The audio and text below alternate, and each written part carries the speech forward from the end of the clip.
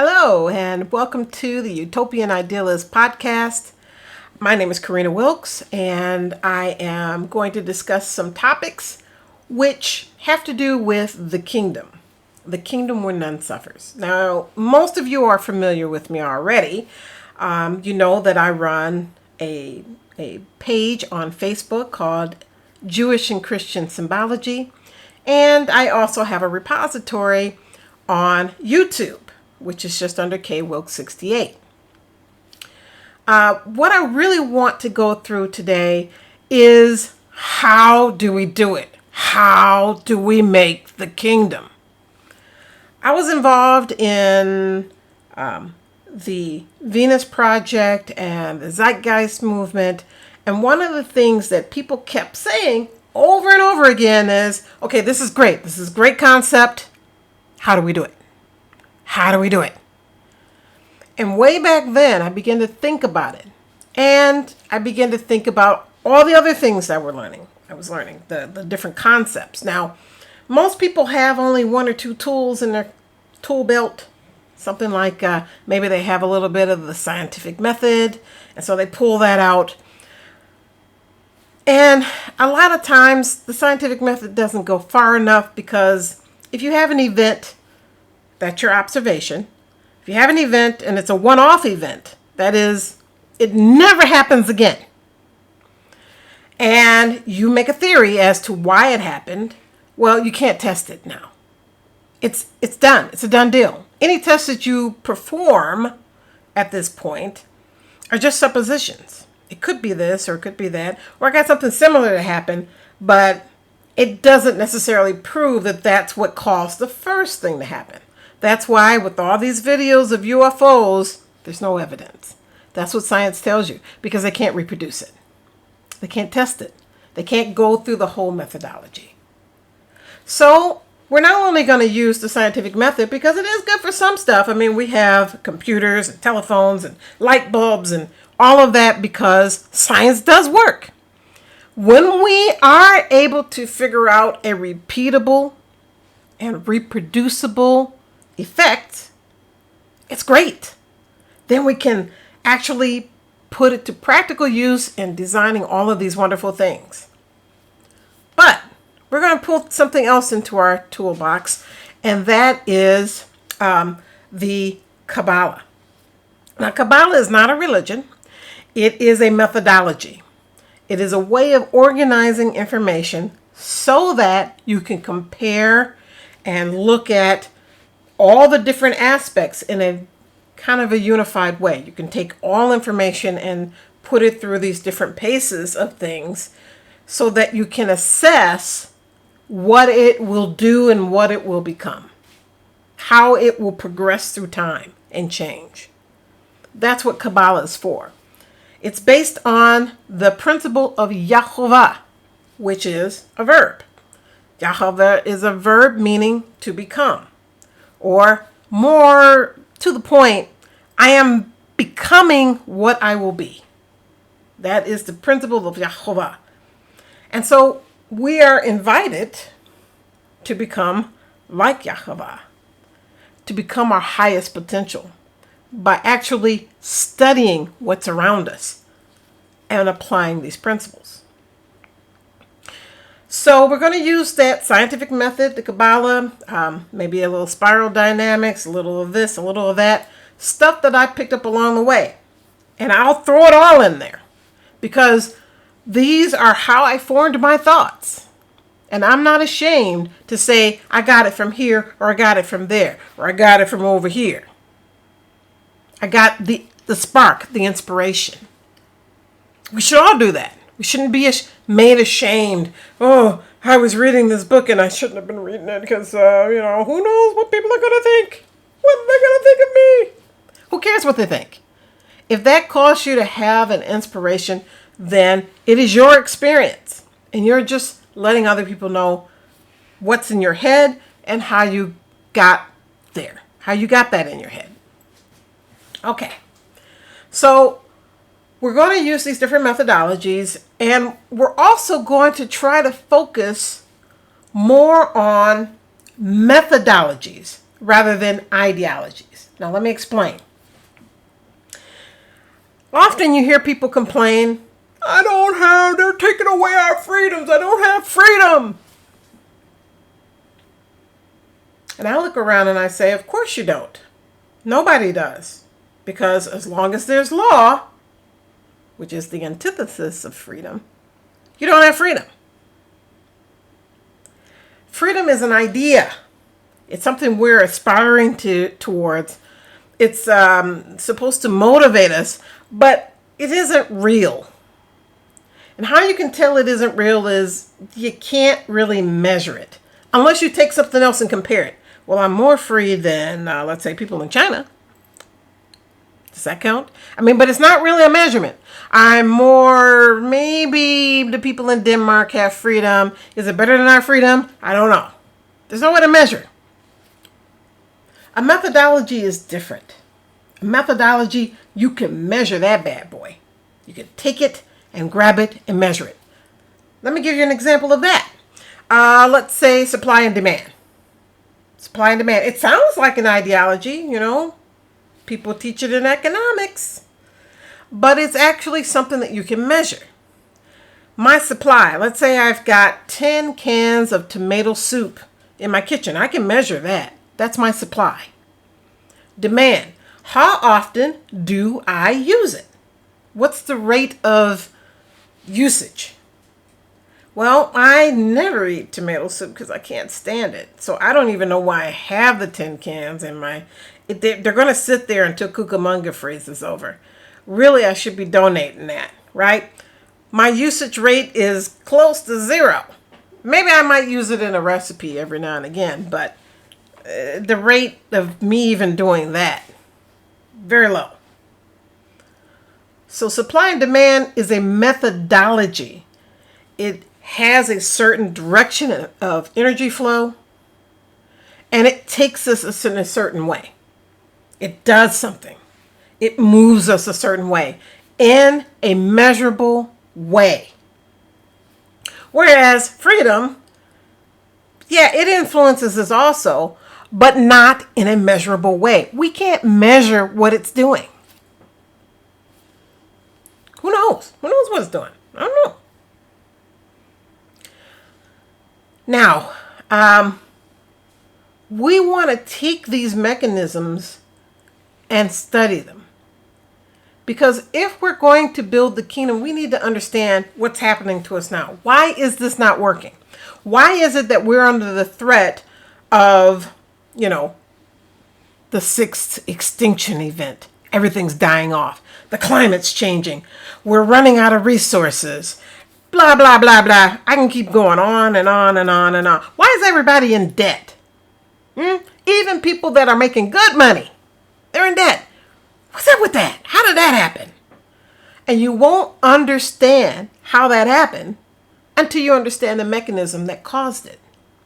Okay, so we're going to spend some time talking about these mechanisms, because if we're going to design something different, we need to make sure we're not stepping in the same pile of poo. Okay. One last thing here is that I want to talk about the rules of engagement. This podcast, this is the first one, but eventually I want to start having guests join me here so we can have a discussion. And I'm not the brightest bulb in the package. I'm new at this. It may not seem like it, but I am new at it. I don't know what I'm doing. Really, I don't. And I want to be able to take people's questions, and I'm not a quick thinker like that. I don't fly off the cuff like a Ben Shapiro. Ben Shapiro, you ask him a question, he's like, la la la la la la la la. And he's laid it all out, his argument. And I believe he probably practices in the mirror at home when nobody's looking. I don't do that. I have a regular 9-to-5 job. This is in my spare time that I am talking to you. So I need time. If there are questions and I have a guest on and they ask a question, I might say something like, let me table that to the side and I'll try to come up with a response. I want to give this some thought first. And then I'll come back and I'll give you my response. Because I'm not an on-the-fly kind of thinker. I'm a deep thinker. I'm a person that I hear something, I go back, and then I try to figure out, what are you really trying to say to me? If I answer right off the fly, I get accused a lot of, misrepresenting what people are trying to say. But I want to try to avoid all of that and give an articulate and concise response. Now, on with the show. So first of all, what we need to determine is, what kind of structure are we living under currently? What is the now? In programming, when we're building new software, we always start with the current state. Where are we now? What are we doing? How will this new proposal, when we build it, how will it improve over what we already have? What's different about it? What's the same? What can we recycle? Do we have to build it from scratch? Are we going to run them in parallel? These are some of the questions we ask when we're building software. Same should be true here.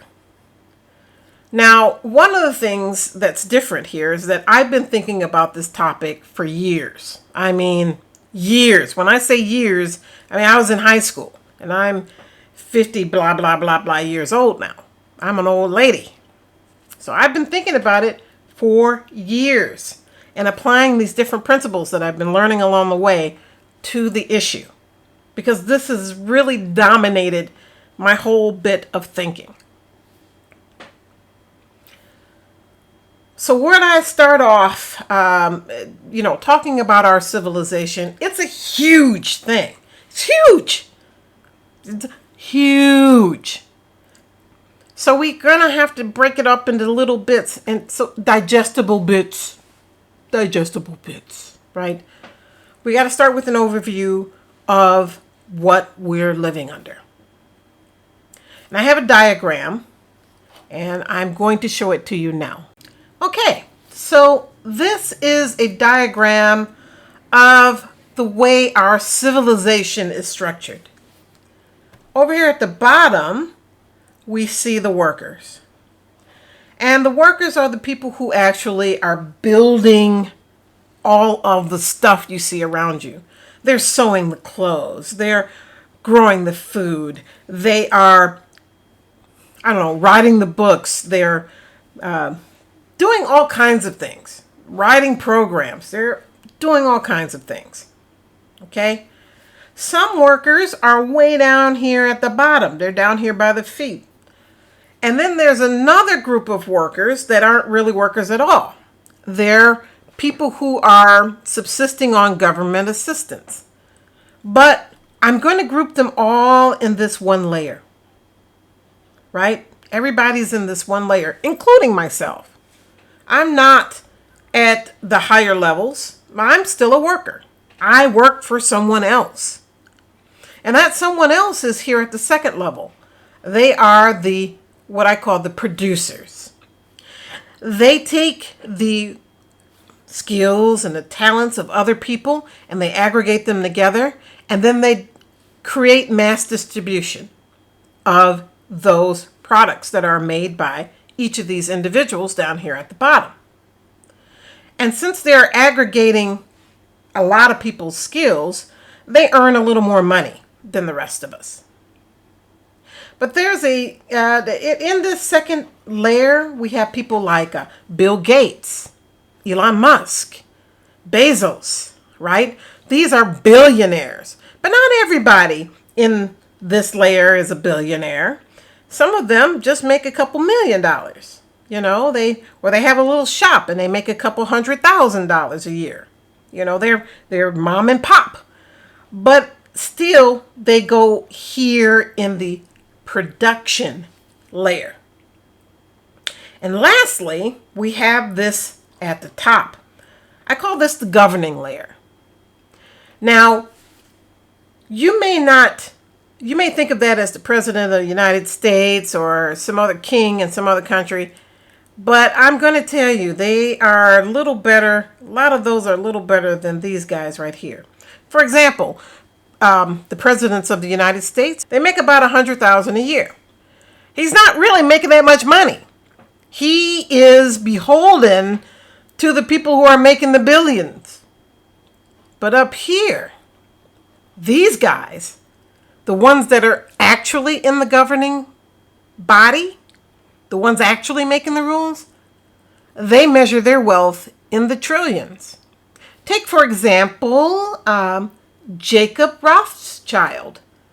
He has a personal wealth of about $5 trillion. But I'll tell you what, you look at the Forbes richest men list and he ain't on it.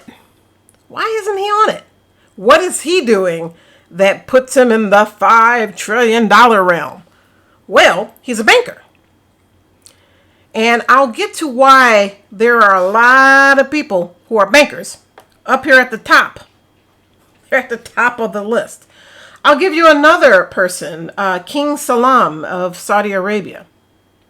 King Salman of Saudi Arabia has a controlling interest in Citigroup as well as the oil exports that are coming out of Saudi Arabia. And he's worth about $2 trillion. Okay? He too is a banker and a purveyor of oil. And he is so rich that he's going to build his own city. Have you heard about this? He's going to build his own city. Well, let me tell you a little more about that. Let me show you a video on this wonderful, newfangled city he's going to build. Now, you might think this is funny, but this is an actual thing that the King Salman is planning on doing. It's called the Macabre. Let's take a look. First, look at Saudi Arabia's new mammoth cube-shaped city. The sprawling mega project is the size of 20 Empire State Buildings and comes complete with racetracks for flying cars and immersive experiences that mimic visits to other planets. Autonomous cars are no longer a sign of the future. In the Saudi Arabian capital of Riyadh, plans are underway to build a massive city within a city, complete with racetracks for flying cars and immersive experiences that mimic visits to other planets or worlds where people tower over regular-sized buildings. Introducing the Mucab, derived from the Arabic word for cube, this sprawling mega-project will act as the centerpiece to the surrounding New Murabba project, which aims to expand the footprint of the capital to house an estimated 350,000 residents over 4,695 acres. The Mucab will reach 1,312 feet in height and provide a mixture of residences, hotels, office space, and open-air parks and walkways. Indoors holographic projections, such as giant-sized people pictured above, will create the immersive, futuristic experiences of the space.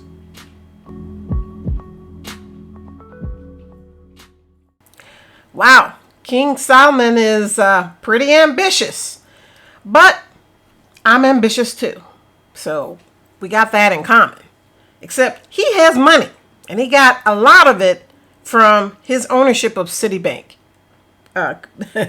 Citibank, whether you're talking about the credit cards or Citibanks, the banks, yes, that is owned by Saudi Arabia, a large controlling share, and the oil profits, of course. Now, we need to take a look at the structure that we are all living under and break it down. Because how can we build something that won't be just perverted by the existing structure? How can we build something that isn't sucked in and assimilated before it even gets off the ground? I mean, because anything that's new is just a baby. It's a seed. It's tiny. It has no power, right? So we have to take all of that into consideration as well. So let's talk about living in this pyramid. What really are we looking at? Well, going back to our diagram, we are looking at a structure that is designed to pull all the energy and whatever is created here at the base and pull it up towards the top. You wonder why all the money and stuff flows upward? Well, it partly is the very geometry that this is modeled on does that. I mean, that's what it does. If you want to hear sounds from far away, what do? You get a parabola, which is cone shaped, kind of like this pyramid, and you stick the small part in your ear. And the sound gets funneled into the parabola and directed into your ear. What other things? When you're talking about a weapon, the shape of the blade at the tip, if you're talking about stabbing something, spears, swords, all have that triangle shape because this shape is good at piercing through, taking the energy that is at the tail end, which is the base here, and funneling it all up to this one tip so it can pierce through flesh, pierce through whatever, right? That's what this particular geometry is good at. So the way that it's structured, of course, helps in doing that. Now, how do we get it to change? Well, we have to flip this on its head. Many of you will know this shape as the Star of David, right? It has our pyramid, our upward facing pyramid in going in one direction, and it has a downward facing pyramid going in the opposite direction. We can say that this is the third law of physics. Every force has an equal but opposite force. And when you have two opposing forces of equal magnitude, you get balance. You get a zeroed out force. Right? When they're moving away from each other like that, though, they help to propel each other. They play off of each other to propel. So, when a rocket takes off, it thrusts stuff out of the bottom, going in the direction of the downward facing pyramid. And the force that it pushes out has to be equal or greater than the force of the gravity acting on the upward in order for it to fly up into space. So this is a principle. This is one of the hidden principles of the Star of David. But more than that, it is a diagram or a methodology of the way to turn hierarchical energies into circular energies or energies that are balanced. But what does that really look like? A flipped upside down pyramid. Well, it's where people are in control of decision making, right? Instead of it being a top-down approach where you have a president, and you have another body, you have another body, you have another body making decisions, it's where the people are requesting things that are to be done, and they're deciding what things get done in what order. So we're going to call that solution number one. Solution number one is where we have bottom-up governance. And we're going to talk a little bit more about that in a future webcast. And therefore, we can get into all the details of how it works and, what it looks like and what's necessary to get that up and running. Yet still we have to ask ourselves, how did they get that much money? How did they get that much wealth? Wow. What systems are in place that we can really latch onto besides the hierarchical structure? What can we say about the world that we currently live in? and how it makes some people insanely rich. Insanely rich. $5 trillion. One dude. $5 trillion. King Solomon. One dude. $2 trillion. You wonder where all your money's going? Well, now you know. Anyway, there's something that we need to look at. It's a principle that you probably haven't heard of. There isn't a saying. You don't need to control everyone to get to where you're going or to get what you need to have done accomplished.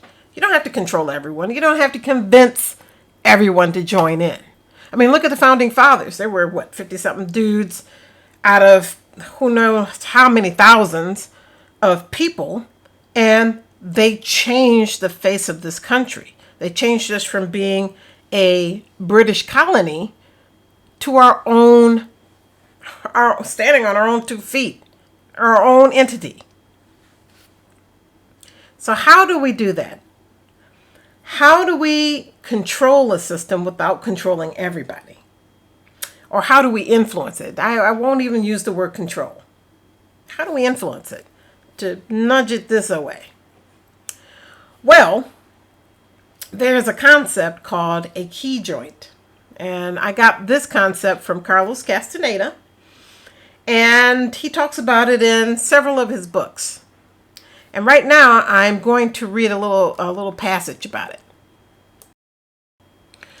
So this passage that I'm going to read is from the book A Separate Reality by Carlos Castaneda. And in this particular scene, he's talking with his teacher, Don Juan Matus. And Don Juan is trying to tell him the difference between sorcery and actually seeing. Okay? And I'm going to describe what these things are so that you don't have to read the whole book to figure it out. But in this, Carlos Castaneda didn't understand what Don Juan Matus was talking about. He didn't understand what a sorcerer is and what someone that sees is. But I'm going, without going into too much detail, I'm going to try to give it a once over. He says, to be a sorcerer is a terrible burden, he said in a reassuring tone. I've told you that it is much better to learn to see. A man who sees is everything. In comparison, the sorcerer is a sad fellow. What is sorcery, Don Juan? He looked at me for a long time as he shook his head, almost imperceptibly. Sorcery is to apply one's will to a key joint, he said. Sorcery is interference. A sorcerer searches and finds the key joint of anything he wants to affect, and then he applies his will to it. A sorcerer doesn't have to see to be a sorcerer. All he has to know is how to use his will. Now, this statement that he's making, it occurs on many levels of being. And rather than getting into magic or our higher spiritual self, I'm going to keep it very low key and very down to earth. Basically, you don't have to understand a TV to turn it on. That's basically what he's saying. You don't have to understand how the radio works in order to use one. You don't have to see it. You don't have to understand it. But even here, I am perverting what Don Juan means when he says see. Because when a person sees, they're seeing the actual mechanisms of the universe itself. That it is a universe of light. And if you can see the light, you'll know what's going to happen in advance because you'll see how the light is moving. You'll see that all human beings are these luminous eggs. Some people say it's aura, but it goes beyond aura. Everything disappears and there's just this light, and it has dark spots on it. And you can tell where the person is sick by looking at those dark spots. That, to Don Juan, is seeing. It's seeing the reality. It's seeing it nakedly without our brain to reinterpret it and then put it into a nice shape that everybody can agree what it is and put a bow on it. So I asked him to explain what he meant by a key joint. He thought for a while, and then he said that he knew what my car was. It's obviously a machine, I said. I mean, your car is the spark plugs. That's its key joint for me. I can apply my will to it and your car won't work. So let me put this another way. Every system, especially a complex system, has choke points. Points that if that one thing doesn't work, the whole thing falls apart. Car has many choke points. It has the ignition switch. It has the solenoid that goes to the battery. It has the battery itself. You take the cables off the battery, you're done. That's not starting. You take the distributor cap off. That's not starting. So there's a lot of little key points that if you stop it from working, the whole car is now just a gigantic paperweight. The same is true with complex systems. There are key joints. And one of our exercises is to find the key joints in our current civilization. Now, the thing is, if you disrupt a key joint, are you going to, what are the outcomes? If our government stopped working, what would be the outcome? Well, people on welfare and on SSI and on Social Security wouldn't get their check. City and states wouldn't get any money, right? They would run out of money really quickly. There is a coordinating factor of how states commerce together and intertwined infrastructure, which are the federal government's over. And that would quickly turn into disruption. So we would all suffer together. And maybe we have to be very careful about how we disrupt things. Some people would like to see a revolution. Let's just rise up and tear. But you remember, this is a complex system. You're not growing groceries. You're not growing food in your back row. Some of you are. Some of you are growing food in your backyards, but most of us aren't. Most of us are not sewing our own clothes. Most of us are not drilling for oil to put in our car so we can drive around. And so many people are not thinking that far ahead, that you disrupt that, you don't have that anymore. Okay? But I wanted to introduce this concept of a key joint because when you look at how our civilization is structured, it's perfect.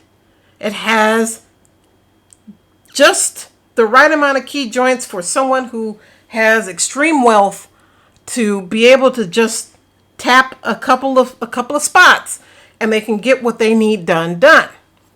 So let's talk about that. We only have one president in the United States. One president who is over an entire branch of government. So you tap that guy, if you can get in that guy's face and add a little pressure, yeah, you can nudge things the way you want it to go. More key joints is we only have 535 Congress people total. That is easy to go in there and grab and nudge, and you don't have to do all of them. You just do the top ones, the ones with the most power and influence, the ones that are the heads of these different committees and whatnot. You don't have to get every single congressman on board. You just get the senior ones. Okay? And then the top 500 companies in this country, the Fortune 500, have the majority of the wealth. They are in control of just about all the wealth. So you don't have to go to every mom and pop store and this and that. You can just talk to the people who are on the boards, who are sitting on the boards of these top 500 companies. And guess what? If you do a little research, you'll find that the same people sit on almost all the boards of that Fortune 500. So these are key joints. And when you're talking about our current structure, it's perfect. It's perfect for them. They don't have to do too much to control the whole piece of pie. They don't have to come down to your level to control it. All they have to do is pick out the key joints. But there's one other system that helps the top elite. Let me go back to my diagram because I'm ready for it. There is a reason why most of the people at the top are bankers, and that is because the most insidious of the key joints that they use is the monetary system. When we have our next podcast, I want to talk about the monetary system and how it is used as a key joint. And also I want to talk about freedom, what real freedom looks like. It's not about just owning a gun or smoking marijuana. What we do want to do is go back over and talk more about that reverse or inverse pyramid, the bottom-up governance structure. We want to talk more about our monetary system. We want to talk about how we overcome all of that using that bottom-up structure. Anyway, until then, keep thinking about the future, and we'll see you again on Utopian Idealist Podcast. Please like and subscribe. Make sure you tell everyone you know about it, because we're going to get down in the weeds and really talk about this thing, how it can be done. And then maybe we'll even start building a few things. See you later.